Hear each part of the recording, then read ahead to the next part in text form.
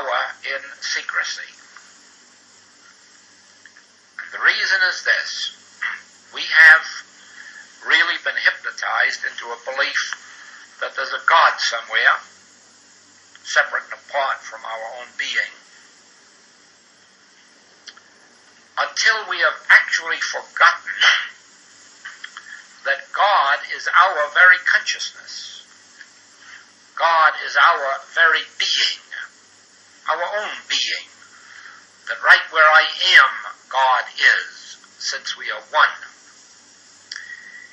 Now the Master saw the power of secrecy and of silence, and he taught it.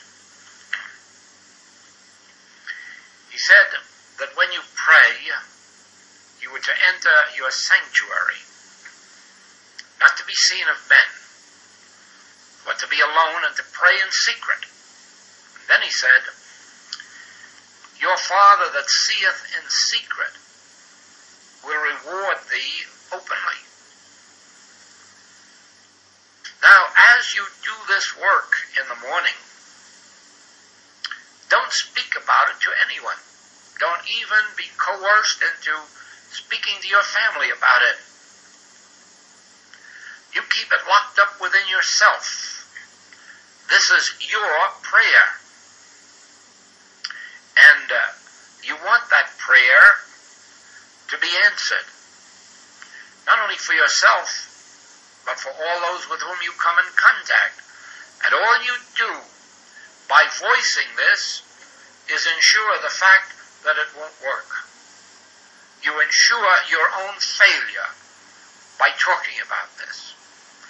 You are to keep these principles locked up within yourself and never discussed except when teaching them.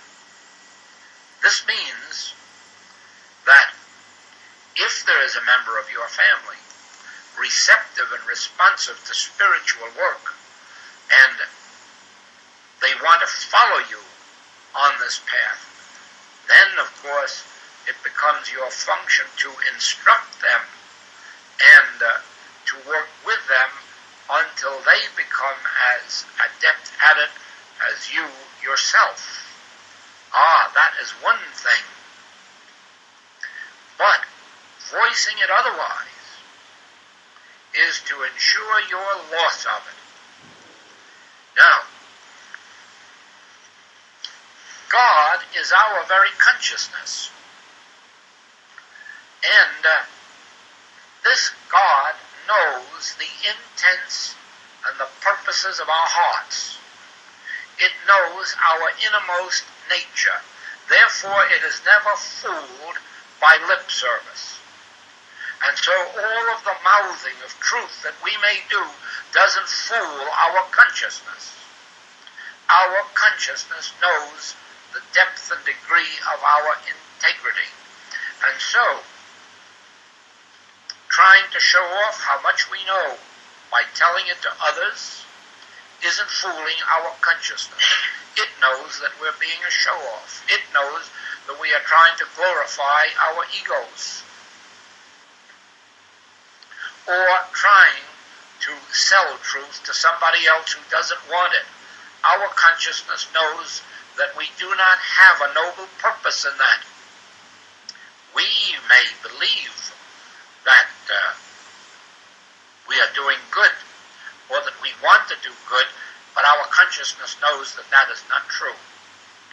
Our consciousness knows that deep down in our hearts, we already know that nobody wants truth except those who really want it and show it and are willing to work for it, sacrifice for it, give for it, live for it, die for it. Do you not see that that is one of the reasons for these closed classes? I want to be awfully sure that who is sitting in this room, those sitting in this room, want this as much as I want to share it. That they want it, that they hunger for it and thirst for it. Otherwise, I don't want to talk about it. I'd rather go home and sit on the beach and live with it myself than just go around making a parade of it to those who do not want it, casting pearls before swine. There's no fun in that. There's no joy in it. There's no spirituality in it. There's no profit in it. So it is. You work with this protective work every single morning of your life. Work with it faithfully throughout these coming days and weeks and months. But keep it locked up within yourself and show forth by fruitage that which is taking place within you. And then just because somebody says, oh, how do you do it, or what's doing it, don't rush to tell them. Remember, you have found a pearl of great price. And those who want it, let them show by their sincerity, let them show by their studies, by their devotion, that they want it, then share it.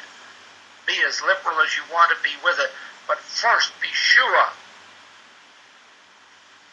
All who come saying Christ, Christ, don't want Christ.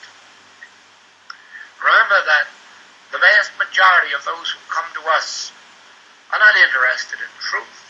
They're interested only in that which can be gained from truth.